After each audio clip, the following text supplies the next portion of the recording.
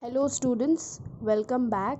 In this video, we will start with the new chapter, that is chapter number 4, metals and non-metals. So let's get started. So students, an element is a substance that is made up of entirely one type of atoms, and the element can be classified into three types, that is metals, non-metals and metalloids. A metal is an element which readily lose electrons to form positive ions called cations, whereas nonmetals are the elements which accept electrons to form negatively charged ions called anions. And the element which shows the property of both metals and nonmetals are called as metalloids. For example, antimony and arsenic. Now, let's study from where do we get these metals. Metals are mainly found in the earth crust, seas and ocean. Aluminium is the most abundant metal in the earth crust, followed by iron metal. The minerals from which metal can be extracted profitably and conveniently are called ores. Metal ores commonly occur as carbonates, sulfides, oxides, chlorides and halides. For example, limestone, that is calcium carbonate, is an ore of calcium. Similarly, calamine, that is zinc carbonate, is an ore of zinc. Similarly, cuprite, that is copper oxide, is an ore of copper.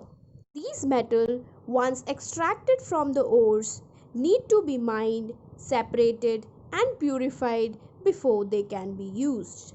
And the science of extraction of metals from their respective ores and then refining them is called metallurgy.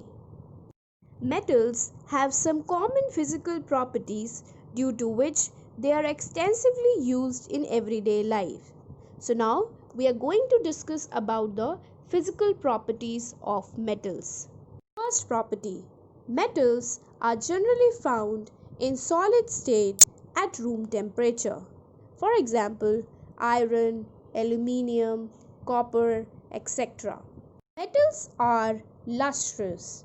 That means they have shiny appearance, and this property of metals of having shiny appearance is called luster. For example, gold, copper, silver, iron, etc.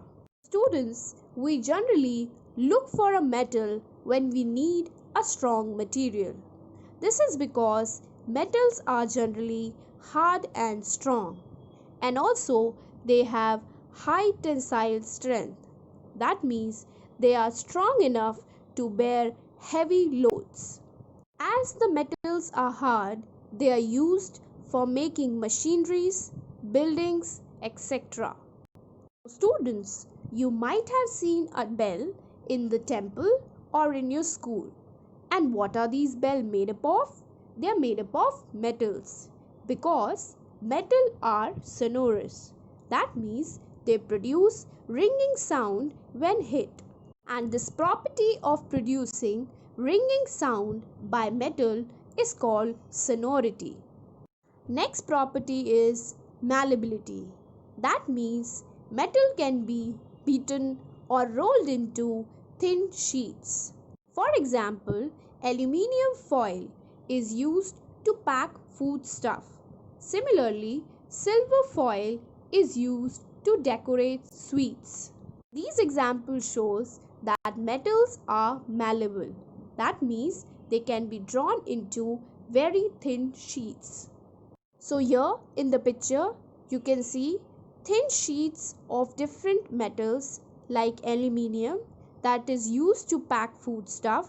Similarly, gold and silver thin sheets that are used to decorate sweets. Can you draw a wire from a piece of wood or coal? No, because wood and coal are brittle and not flexible. But metals are ductile. That means they can be drawn into thin wires.